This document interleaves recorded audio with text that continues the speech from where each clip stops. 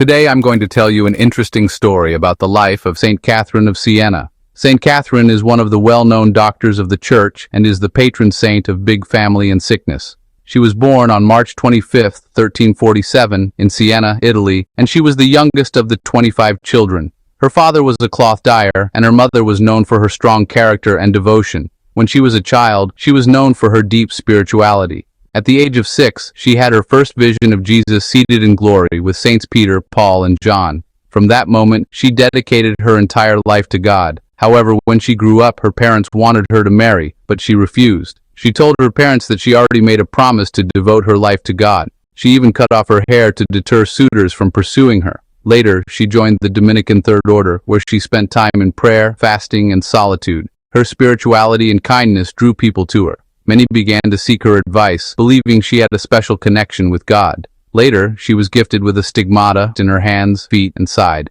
According to the nuns who witnessed her wounds, her stigmata caused her great pain and often bled. Yet she accepted the suffering wholeheartedly as an offering to God. To add her pain, she would also wear a crown of thorns to share Jesus' painful suffering during crucifixion. One of her most well-known miracles was the mystical marriage she experienced with Jesus Christ. In her vision, Jesus appeared to her and placed a ring on her finger, symbolizing her complete union with him. This ring was invisible to others, but visible to Catherine, which manifested her deep holiness. She also recorded her mystical visions in her diary, and it was called the Dialogue of the Divine Providence. This book tells about her insights about obedience to God, faith, and the soul's journey to holiness. She also wrote numerous letters to the popes and kings urging them to unite and bring back the papacy to Rome, and these letters were still preserved. In her later years, Catherine suffered physically due to her intense fasting and spiritual burdens. Still, she offered all her pain for the Church and for sinners. She once said, "Be who God meant you to be, and you will set the world on fire."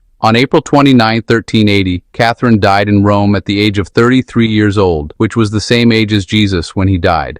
Then her body was buried, and after several years it was exhumed, and they found it incorrupt. It was said that her lips, nose, and skin looked like she just recently died. In the 14th century, the people in her hometown, Siena, wanted her body back. However, a devout follower stole her head and hand and was later retrieved. They were now enshrined in the Basilica of San Domenico in Siena, where they are venerated as holy relics. Her whole body is placed inside a handcrafted coffin located in the Church of Santa Maria sopra Minerva in Rome. Today, she is venerated as the patron saint of big family and sickness, and her feast day is celebrated every 29th of April. If you like stories like this, support us, follow, like, and subscribe.